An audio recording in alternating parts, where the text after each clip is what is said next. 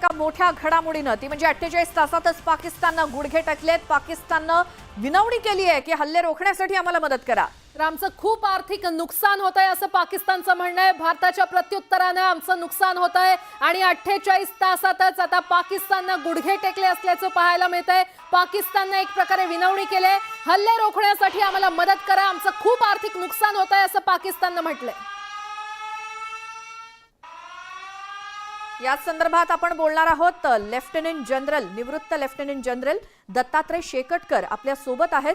Sir, स्वागत news 18 Lokmat मध्ये. आतापर्यंतच्या भारताकडनं केलेल्या कारवाया पाकिस्तानला नेस्तनाबूत करण्यासाठी आपण बघतोच आहोत, संपूर्ण देश बघतोय. मात्र आता 48 तासानंतर पाकिस्तानला उपरती झाली आहे की आम्हाला मदत करा, आर्थिक नुकसान होतंय. त्यामुळे या पाकिस्तानकडनं आलेल्या वक्तव्यावर किती विश्वास ठेवायचा? ह्या वक्तव्यावर ते आपण मुळीच विश्वास ठेवायचा नाही. पाकिस्तानच्या एकही शब्दावरती जर तुम्ही विश्वास केला तर तो पाकिस्तान तुमच्या पाठीमध्ये नाही, पोटामध्ये पण सुरा घोसेल. त्याने हे केलेलं आहे अगोदर. ही वास्तविकता पाकिस्तानला पहलगामवरती हल्ला करण्याच्या अगोदर नव्हतं. माहीत का की भारत आपल्यावरती काय करेल कारवाई? आणि मागच्या 48 तासामध्ये त्यांचं नुकसान झालं आहे ही त्यांना माहिती आज सकाळी झाली का? आता ते जगाला म्हणतात आहे, जसं तुम्ही म्हटलं आत्ता की आम्हाला मदत करा, आमचं खूप नुकसान झालं आहे, आम्हाला वाचवा, आमच्यावरती आर्थिक, हे सगळं त्यांना माहीत नव्हतं का? त्यांचे राष्ट्राध्यक्ष, त्यांचे पंतप्रधान, सेनाध्यक्ष, त्यांचे सैनिक जे होते, बाकी लोक जे आहे, ही कल्पना त्यांना नव्हती का? युद्धामध्ये का भारत का फुलाचे माळा आणतील का की गुलदस्ते घेऊन येतील भारतीय आले तर? आणि तुमची जी लायकी आहे, तुमची म्हणजे पाकिस्तानची, त्याप्रमाणेच उत्तर देतो ना भारत.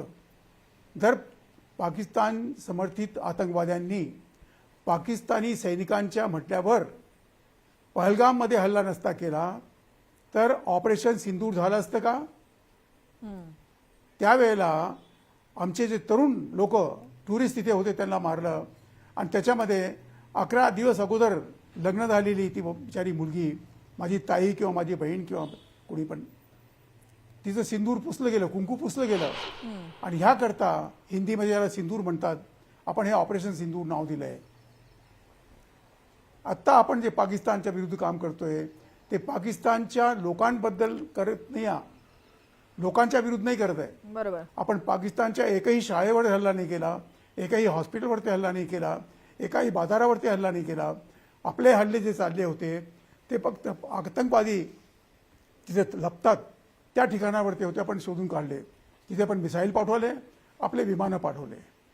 आणि आता जे आपण करतोय हे पण त्याच जागेवरती हल्ला करतोय जिथून पाकिस्तानचे ड्रोन आपल्यावरती हल्ला होतात आहे.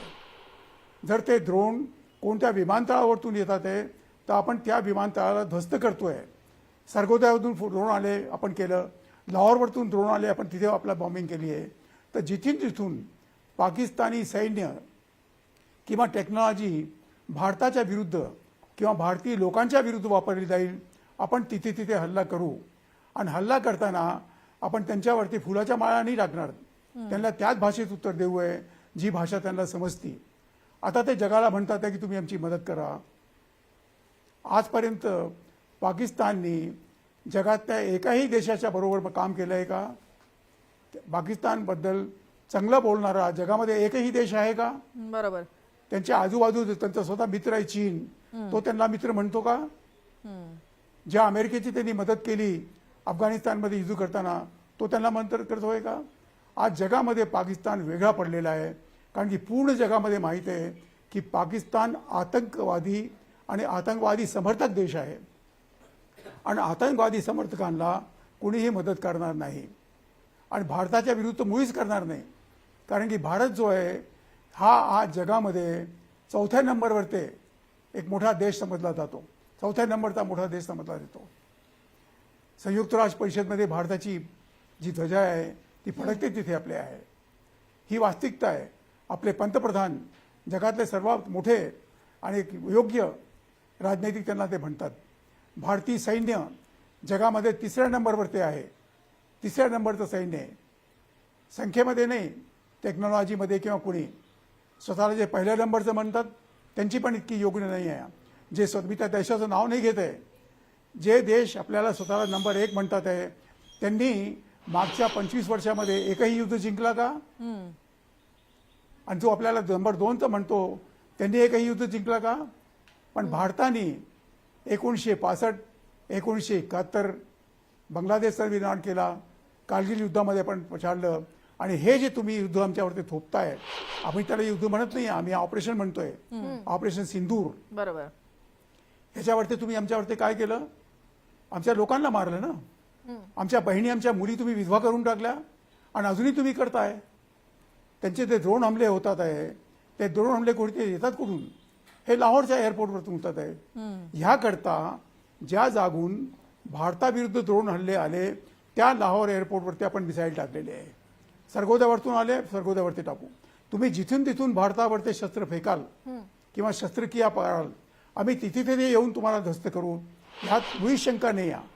आणि शासनाने अगदी स्पष्ट केलं आहे की आमचा युद्ध हा पाकिस्तानच्या जनतेबरोबर नाही, आमचा युद्ध पाकिस्तानच्या कोणाहीबद्दल नाही आहे. आमचा फक्त युद्ध आहे पाकिस्तान समर्थित आतंकवादी आणि जे पाकिस्तानी सेनाचे लोक मदत करतात आहे ह्या लोकांना, त्यांच्या विरुद्ध आहे. आम्ही युद्ध म्हणत नाही आहे, आम्ही ऑपरेशन म्हणतोय. युद्ध आपल्या बरोबरीवर ते करतात आहे, आम्ही समजत नाही त्यांना. कारण की पाकिस्तान जो आहे हा एक जगामध्ये आतंकवाद समर्थित देश आहे आणि आतंकवादचं समर्थन करणारा देश आहे, ही ज्या पाकिस्तानची ख्याती आहे. आणि ह्याकरता भारत जे पण काही करतोय, मागच्या 48 तासामध्ये भारताने जे हल्ले केलेले आहे त्याच्यामध्ये एकही कधी हॉस्पिटलवरती पडला का? कोणत्या शाळेवरती पडला का? मी त्या देशांचं नाव घेत नाही आहात, तिथे हल्ले होतात आहे, शाळेतनी मुलं मारले गेले, हॉस्पिटल मारले जातात आहे, काल सकाळीच मारले गेले तिथे. हो. असं काही केलंय का भारतीय सैन्याने किंवा वायुसैन्याने? आम्हाला पण संयम आहे. भारताच्या लोकांमध्ये, भारताच्या सैन्यामध्ये संयम पाळायची वृत्ती आहे. आणि त्याकरता आपण जे निरपराध लोक आहे त्यांना त्रास होत देत नाही. पण पाकिस्तानी सैन्य, पाकिस्तानी आतंकवादी, पाकिस्तानला समर्थित देणारे लोक, त्यांच्यावरती आपण करतोय. आता तुमचा दुसरा प्रश्न विचारा असेल. दत्तात्रय सर, तुम्ही जसं म्हटलात की भारतानं खरं तर हा प्रतिशोध घेतलाय, मात्र पाकिस्तान सूड बुद्धीनं खरं तर पुन्हा प्रत्युत्तर देण्याचा प्रयत्न करत आहे. मात्र कालपासून भारतानं पाकिस्तानला ज्या प्रकारे प्रत्युत्तर दिलेलं आहे ते पाहता खरं तर भारताची युद्ध सज्जता पाहायला मिळते. S-400 असेल, सुदर्शन चक्रानं, खरं तर हे भारताचं महत्वाचं आणि प्रमुख हत्यार आहे का? अगदी बरोबर आहे. ह्याच्यापेक्षा पण जास्त घातक हत्यार आहे, त्यांचं मी नाव घेत नाही. हे जे हत्यार वापरले आहे हे तर काहीच नाही आहे त्याच्यामध्ये. ह्याच्यापेक्षा पण जास्त घातक शस्त्र आपल्याकडे आहे. आणि पाकिस्तान आपल्याला हे शस्त्र वापरायकरता मजबूर करणार नाही अशी मला वाटतं. बहुतेक केलं पाहिजे त्यांनी. कारण की ते जर म्हणतात आम्ही भारताला ध्वस्त करू, तर आम्ही काही त्यांना सोडणार नाही. आपण जे शस्त्र वापरले हे आपण स्वतः भारतामध्ये तयार केलेले आहे, आपले शस्त्र आहे. ह्या शस्त्रांपैकी आपण निर्यात करतोय. जगातले अनेक देश हे शस्त्र वापरतात आहे. परंतु आपण जे शस्त्र वापरतोय, मी परत म्हणतोय मॅडम तुम्हाला, आपण कोणताही बॉम्ब एका शाळेवरती टाकलेला नाही, हॉस्पिटलवरती टाकलेला नाही आहे, रेल्वे स्टेशनवरती नाही टाकला, बस स्टँडवरती नाही टाकला, विमानतळावरती टाकलाय. ज्या विमानतळावरतून पाकिस्तानचे विमान भारतावरती हल्ला करतात आहे, त्या विमानतळावरती आपण बॉम्ब टाकलेले आहे. आणि आपण टाकू, शोधणार नाही त्यांना. ही एक वास्तविकता आहे आणि हे जग पूर्ण पाहत आहे. आणि मागच्या 48 तासामध्ये जगातल्या 69 राष्ट्रांनी भारताचं समर्थन केलेलं आहे. ही एक वास्तविकता आहे की तुम्ही जे करताय ते बरोबर आहे. ही वास्तविकता आपण लक्षात घेतली पाहिजे. बरं सर, तुम्ही म्हणताय की हे काही युद्ध नाही, हे आपलं ऑपरेशन आहे. अगदी मान्य आहे. मात्र पाकिस्तानकडनं ज्या काही कारवाया होत आहेत त्यामुळे भारताला युद्ध सुरू करण्यास प्रवृत्त करतोय का पाकिस्तान? आणि जर भारताने युद्ध पुकारलं तर त्याला सर्वस्वी कारणीभूत पाकिस्तान असेल का? अगदी नक्की आहे. कारण की सुरुवात ना पाकिस्ताननीच केली ना. पाकिस्तान पहिले सुरुवात करेल की we are in war with India. हे म्हणताय का आम्ही भारताच्या बरोबर युद्धात्मक स्थितीमध्ये आहे असं पाकिस्ताननी म्हटलंय का 48 तासामध्ये? त्यांना म्हणू द्या. की we are in war with India, मग पाहतो आपण काय करू आहे. युद्ध म्हणजे एक दुसरं राष्ट्र होतं, ऑपरेशन सिंदूर एक दुसरी गोष्ट आहे. मी म्हणून तुम्हाला प्रत्येकदा परत परत म्हणतोय की आपल्या सैन्याने, आपल्या लोकांनी युद्धात्मक कारवाई केली का पाकिस्तानमध्ये मागच्या 48 दिवसामध्ये? बिलकुल नाही. नाही केली ना. पाकिस्तानचा एकही नागरिक मारला गेला का? त्यांचे सैन्य मारले गेले असतील, आतंकवादी मारले गेले असतील, कोणत्या शाळेतली मुलं गेले का? नाही. भारताची सहनशक्ती आणि युद्धात्मक क्षमता पाकिस्ताननी त्याला आमंत्रण देऊ नका असं तुम्ही जे लोक म्हणतात त्यांना, नाही तर आम्ही नंतर मग काय करू ते तुम्ही आम्हाला रोखू शकणार नाही. आणि रोखू शकत नाही ते. आजच्या स्थितीचा पाकिस्तान हा आता 25 वर्षे मागे गेलेला पाकिस्तान आहे. त्यांच्याकडे खायला नाही आहे. 4 दिवस अगोदर पाकिस्तानने आपल्या लोकांना म्हटलं होतं धान्याचा साठा तयार करून ठेवा, धान्य कमी होणार आहे, पाणी कमी होणार आहे. ही वास्तविकता आहे. तर पाकिस्तान आता किती दिवस करेल आहे? त्यांनी भारताबरोबर, भारतासमोर, भारताच्या पंतप्रधानासमोर माफी मागितली पाहिजे की आम्हाला तुम्ही माफ करा. आणि जर त्यांनी म्हटलं आणि त्यांनी ऐकलं तर गोष्ट वेगळी आहे. किंवा त्यांनी म्हटलं पाहिजे की आम्ही आत्मसमर्पण करतोय, we surrender our selves before you and your power, we made a mistake, please do forgive us. हे म्हणतील का ते जगामध्ये बोंबतील की आम्हाला माफ करा, आम्हाला माफ करा. भारताची माफी मागितलं का तुम्ही? बरोबर. ते नाही करत आहे. आणि ह्याकरता त्यांची जी मजुरी आहे, जे डोकेदुखी आहे, ती भारताच्या कारण नाही आहे. ह्या युद्ध परिस्थितीला त्यांनी स्वतः निमंत्रण दिलं आहे, त्यांनी स्वतः आमंत्रण दिलं आहे. आणि आता त्याचा परिणाम त्यांना भोगावा लागेल. थँक्यू. शेकटकर सर, आणखी एक महत्त्वाचा प्रश्न. पाकिस्ताननं जी आगळिकता केलेली आहे ते पाहता आता आंतरराष्ट्रीय स्तरावर त्याचे कशा प्रकारे पडसाद उमटू शकतात? कारण अमेरिकेच्या जेडी वान्सनं म्हटलेलं आहे भारत पाकिस्तानच्या संघर्षात आमचा काही भाग नाही, मात्र हा संघर्ष परमाणु युद्धापर्यंत जाऊ नये अशी आशा त्यांनी व्यक्त केली आहे. बरोबर आहे, अगदी ते बरोबर म्हणतात. उपराष्ट्रपती अगदी बरोबर म्हणतात हे अमेरिकेचे. त्यांचे राष्ट्रपती पण हेच म्हणाले की भारत पाकिस्तानमध्ये जे चाललेलं आहे त्याच्यामध्ये आमचं काही म्हणणं नाही आहे. आता हे कुणाला म्हणतात की तुम्ही जे म्हटलं की ते म्हणतात की ह्या परमाणु युद्धापर्यंत जाऊ नये, ही धमकी भारताला कोण देईल? पाकिस्तानच देईल ना. आणि ह्याच्या 4 दिवस अगोदर पाकिस्ताननी म्हटलंय की तुम्हाला माहीत आमच्याकडे परमाणु बॉम्ब आहे. त्यांनी स्पष्ट म्हटलंय, हे न्यूज चॅनलवरती आहे सगळ्या. तर आता काय म्हणतील ते आम्हाला माहीत आहे मला की तुमच्याकडे परमाणु युद्ध आहे, तुम्ही वापरणार आहे का? अगदी हीच भाषा जेव्हा मी सर्व्हिसमध्ये सैन्यामध्ये होतो, पाकिस्तानच्या एक मोठ्या अधिकाऱ्यांनी म्हटलं होतं. आणि ते मला दत्ता म्हणायचे की तुला माहीत आहे का आमच्याकडे परमाणु बॉम्ब आहे? म्हटलं हो सर माहीत आहे. तुम्ही कुठे ठेवताय, किती, हे सगळं माहीत आहे मला. पण म्हटलं तुम्ही एक लक्षात ठेवा, तुम्ही जर एक परमाणु बॉम्ब वापरला किंवा प्रयत्न केला तर आमचं नुकसान होईल. पण त्यानंतर जर तुम्ही किती आम्ही वापरू आणि तुम्ही कुठे होल हे शोध करायला तुम्हाला परत एक वास्को डी गामा बोलवावं लागेल की पाकिस्तान होता कुठे, ध्वस्त करून टाकू तुम्हाला, भारत करेल त्यावेळेला. तर ही वास्तविकता जगाचे जे मोठे मोठे लोक आहेत ते पण पाकिस्तानला म्हणताय की तुम्ही भारताला एक विविध सेवेच्या पुढे निमंत्रण देऊ नका. ही वास्तविकता लक्षात घेतली पाहिजे. आपण आजपर्यंत कधीही वापर केला नाही. आपण कधी कोणत्या देशाला मत नाही की आमच्याकडे परमाणु बॉम्ब आहे. पण पाकिस्तान हे म्हणतोय सातत्याने. 4 दिवस अगोदर म्हणाले ते, आणि त्यांचे सेनाध्यक्ष सांगतात हे सगळं. तर ही वास्तविकता जगाला पण माहीत आहे.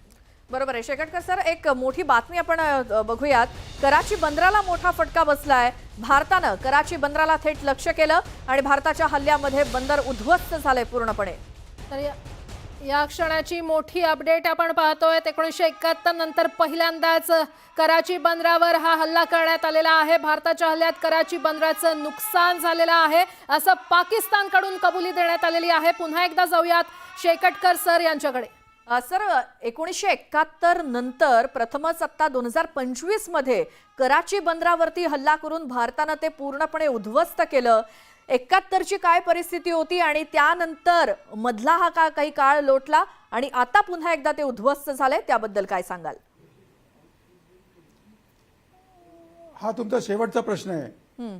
आता तुमच्याकडे बातमी आली आहे की कराची बंदरगाहावरती केलेलं आहे. 1971 त्या युद्धामध्ये मी होतो, नौसेनेने काम केलं होतं. आपले नौसेनेचे जे युद्धपोत आहे ते जवळ होते, पण त्याच कराची बंदरावर ते आजपासून 4 दिवस अगोदर कोणत्या राष्ट्राचे युद्धविमान तिथे होते, युद्धपोत होते, हे कोणी विचारलंय का? आणि ते युद्धपोत जेव्हा भारताची कारवाई सुरू झाली, हे 4 दिवस अगोदर ते पळून गेले तिथून. त्या राष्ट्राचं मी नाव घेत नाही. आणि ह्याकरता त्या जागून भारतावरती हल्ला होण्याची शक्यता असेल किंवा असेल, ह्याकरता एक आपल्या सुरक्षेबद्दल ती कारवाई करतात आहे. ही वास्तविकता जर केली आहे, ही बातमी तुम्ही ऐकली आहे, मी तुमच्याबरोबर संभाषण करतोय, मी ऐकली नाही या माहिती. पण जर भारतीय नौसेनेने कराची बंदरगाहावरती आक्रमण केलेलं आहे किंवा ध्वस्त केलेलं आहे किंवा फायरिंग केली आहे, तर हे निमंत्रण पाकिस्ताननीच भारतीय नौसेनेला दिलंय. नौसेना आपल्या मनाने तिथे गेली नाही. बरं, शेकटकर सर, यालाच लागून एक महत्त्वाचा प्रश्न, स्ट्रॅटेजिकली बघायचं झालं तर भारताला याचा किती फायदा होणार? कारण आर्थिकदृष्ट्या पाकिस्तान आधीच मागासलेला आहे किंवा डबघाईला आलेला आहे. त्याच्यात आता हे आर्थिकदृष्ट्या कराची बंदर फार महत्त्वाचं मानलं जात होतं पाकिस्तानसाठी, आणि आता तेच उद्ध्वस्त करण्यात आलंय. किती मोठं नुकसान पाकिस्तानचं? आता हा तुमचा शेवटचा प्रश्न आहे. आजपर्यंत जगामध्ये कोणत्याही राष्ट्राला कोणत्याही युद्धामध्ये फायदा झाला आहे का? तर हा प्रश्न कोण करतोय की भारताला काय फायदा होईल? युद्धामध्ये लोकांचं नुकसान होतं, सामान जातोय, आपले लोक मारले गेलेले, तो पण आतंकवादी युद्धच आहे ना. युद्धामध्ये कोणत्याही देशाला फायदा होत नाही, नुकसानच होतं. आपल्या भाऊ बहिणींना, मुलींना त्यांनी मारलं, ह्याकरता आपण हे ऑपरेशन करतोय. भारताने युद्ध घोषित केलेलं नाही, ही वास्तविकता तुम्ही लक्षात द्या. भारताने हे म्हटलं नाही की we are at war with Pakistan. हे पाकिस्तान म्हणतंय की Pakistan is at war with Pakistan, आणि ह्याकरता आपली कारवाई होतीये. धन्यवाद. मी इथेच आपलं बात संपतो. बरं, शेकटकर सर, धन्यवाद न्यूज 18 लोकमतशी संवाद साधण्यासाठी, हे संपूर्ण विश्लेषणासाठी. तर आपण पाहतोय भारतानं पाकिस्तानला आता जोरदार प्रत्युत्तर दिलेलं आहे. लाहोरवर ड्रोन हल्ला करण्यात आला, कराची बंदराला मोठा फटका बसलेला आहे, कराची बंदर संपूर्णपणे उद्ध्वस्त झालेलं आहे. आणि तज्ज्ञ सांगतायत त्याप्रमाणे पाकिस्तान आता 25 वर्ष मागे गेल्याची परिस्थिती आहे. कारण कोणत्याही परिस्थितीत आता पाकिस्तानला पुढे प्रगती करणं शक्य नाही. 25 वर्ष देश मागे गेलाय. ही परिस्थिती पाकिस्ताननं स्वतःच्या हाताने स्वतःची करून ठेवली असं म्हणायला हरकत नाही. बरं, भारतानं या मुजोर पाकिस्तानला पुन्हा एकदा मोठा दणका दिलेला आहे. काही दृश्य सध्या आपण पाहतोय, कशा प्रकारे हा संघर्ष सुरू आहे, कशा प्रकारे हे हल्ले करण्यात येत आहेत. पाकिस्तानातल्या कराची बंदराला मोठा फटका बसलाय. भारताच्या हल्ल्यामध्ये कराची बंदर हे संपूर्णपणे उद्ध्वस्त झालेलं आहे आणि बंदरावर हल्ला झाल्याची पाकिस्ताननं स्वतः कबुली दिली आहे. भारताच्या हल्ल्यात कराची बंदराचं नुकसान झालं असल्याचं पाकिस्ताननं म्हणलेलं आहे. आर्थिकदृष्ट्या अतिशय महत्त्वाचं पाकिस्तानच्या दृष्टीनं हे कराची बंदर जे भारताकडनं लक्ष्य करण्यात आलं, टार्गेट करण्यात आलं आणि तेच उडवून देण्यात आलंय, उद्ध्वस्त केलंय. त्यामुळे पाकिस्तानचा मोठा आर्थिक व्यापार हा थांबलेला आहे. आणि यानंतर आता एक मोठी बातमी समोर येते. सीमेवरील परिस्थितीचा आढावा घेण्यात येतोय. गृहमंत्री यांची उच्चस्तरीय बैठक पार पडणार आहे. दुपारी 12:30 वाजता ही बैठक पार पडणार आहे. देशाच्या सीमेवर तणाव वाढत असताना केंद्रीय गृहमंत्री अमित शहा आज महत्त्वाची बैठक घेणार आहेत. दुपारी 12:30 वाजता ही बैठक असेल. या बैठकीत बीएसएफचे महासंचालक म्हणजेच बीएसएफचे डीजी, सीआयएसएफचे महासंचालक आणि गृह मंत्रालयाचे वरिष्ठ अधिकारी सहभागी होतील. सीमा भागातली सुरक्षा व्यवस्था असेल, हालचाली आणि भविष्यातली कृती आराखडा या संदर्भात ही बैठक असेल. तर केंद्रीय गृहमंत्री अमित शहा हे उच्चस्तरीय बैठक घेणार आहेत. सुरक्षा व्यवस्थेसंदर्भातली ही महत्त्वाची बैठक केंद्रीय गृहमंत्र्यांसोबत पार पडणार आहे. दुपारी 12:30 वाजता म्हणजे अगदी 15 मिनिटांनी ही अतिशय महत्त्वाची बैठक पार पडणार आहे. आणि या उच्चस्तरीय बैठकीत बीएसएफचे महासंचालक, गृह मंत्रालयाचे अधिकारी देखील सहभागी होणार आहेत आणि सुरक्षा व्यवस्थेसंदर्भातली मोठी बैठक